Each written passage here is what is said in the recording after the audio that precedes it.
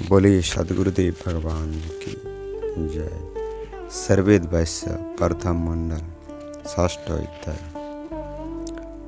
अक्षर मणि का जोनि है, अक्षर से मणि होय। अक्षर मणि का जोनि है, अक्षर से मणि होय।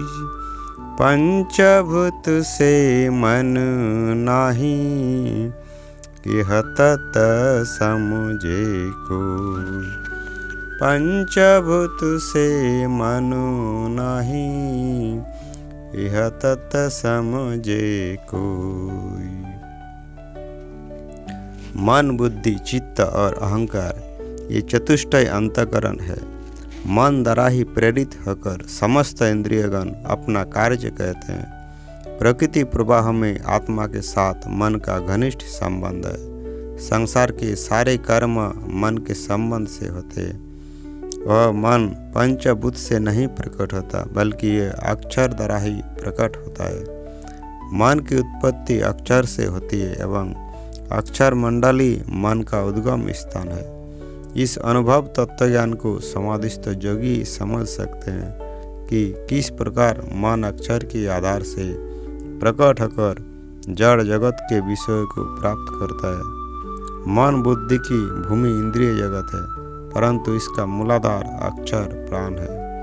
इस अनुभव विवेक को योग समाधि में यथार्थ तत्व जान करके ही कोई जान सकता है।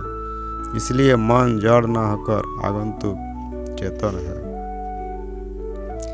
बुद्धि चित्त अहंकारी जो पंचभूत का काज।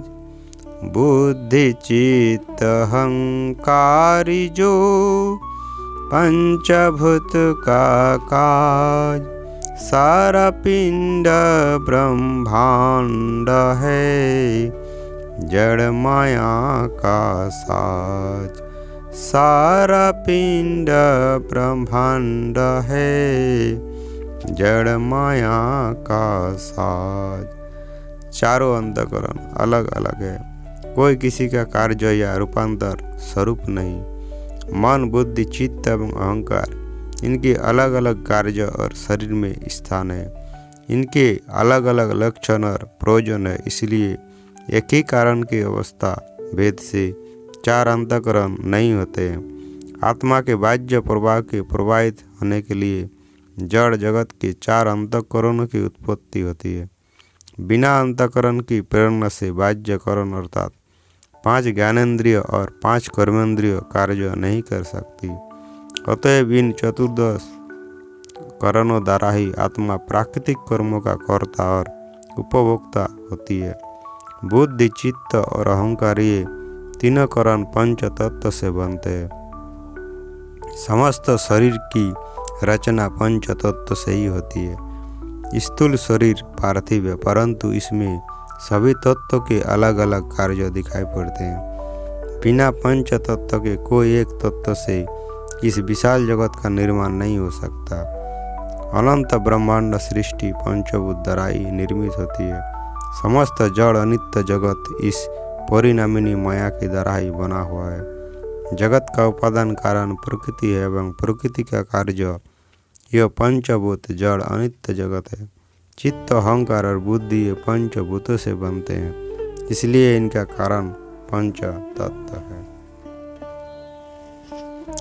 अक्षर रूपी आरसी, शुद्ध जो परिकटी हुई। अक्षर रूपी आरसी, शुद्ध जो परिकटी हुई।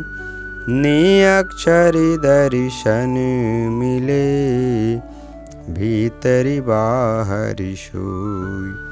निअक्षरी दर्शन मिले, भीतरी बाहरी सोई।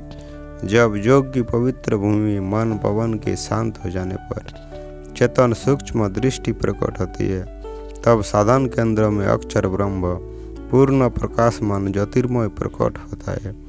उस प्रकार की किरण अंतर प्रवेश कर सब नल चक्रों को प्रकाशित करती हुई आत्मभूमि हृदय मंडल को पूर्ण रूप से प्रकाशित कर देती है। यह जोगियों की प्रकाशमान अद्भुत लीला के प्रकट हो जाने पर शरीर संबंधी सभी तत्वों का प्रत्यक्ष अवलोकन होता है और आत्मा अपने को ब्रह्म से भिन्न एक स्थान पर अलग अनुभव करती है तथा ब्रह्म प्रकाश और आत्म प्रकाश अलग अलग भिन्न रूप से प्रकट हुआ ब्रह्म से संयुक्त दिखाई पड़ता है। इस योगानुभूति के प्रकट हो जाने पर आत्मा पूर्ण रूप से ब्रह्म का दर्शन करती है। जब यह पवित्र विशुद्ध अवस्था अक्षर प्रकाश की प्राप्ति हो जाती है तब अक्षर के प्रकाश में सूक्ष्म रूप से शांत और अंतर्निहित पवित्र शीत प्रकाश निःशब्द समाधि मंडल में दृष्टिगोचर होता है। इसलिए अक्षर के प्रकाश में निःशब्द सार शब्द का प्रकाश भीतर बाहर ओतप्रोत प्रत्यक्ष अनुभव होता है। ये सर्वेद का दोहा अध्यात्म की ऊंची स्थिति का वर्णन करता है। सर्वेद जोगियों के भेद रहस्य को स्पष्ट वर्णन करने वाला अद्वितीय साध ग्रंथ है। आध्यात्म के गहन और गूढ़ विषय का ग्रंथकार ने शुद्ध रूप से वर्णन कर आध्यात्मिक महान तत्व का निरूपण किया है। यह दोहा आध्यात्म के रहस्यपूर्ण भेद का स्पष्टीकरण करता है। यह आध्यात्मिक उक्ति अनुभव रहस्यपूर्ण है जिसे जोगी अनुभव ब्रह्म तत्वदर्शी संत ही जान सकते हैं। आध्यात्म पिपासु निराभिमानी होकर सद्गुरु शरणागत हो ब्रह्म विद्या विहंगम योग के साधन अनुभव द्वारा ही आध्यात्मिक गूढ़ तत्व को पूर्ण रूप से जान सकते हैं। चिरकाल के साधन अभ्यास और सद्गुरु अनुभव द्वारा ही आध्यात्मिक गूढ़ तत्व को पूर्ण रूप से जान सकते हैं। चिरकाल के साधन अभ्यास और सद्गुरु प्रसाद के प्राप्त होने पर चेतन अनुभव दृष्टि से अक्षर और निःशब्द का परम प्रकाश होता है। इसलिए अपने जीवन के आध्यात्मिक कल्याण के लिए सद्गुरु की खोज करें, अन्यथा व्यर्थ वितंडवाद में फंसकर अमूल्य जीवन नष्ट हो जाएगा। बोलिए सद्गुरुदेव भगवान की जय।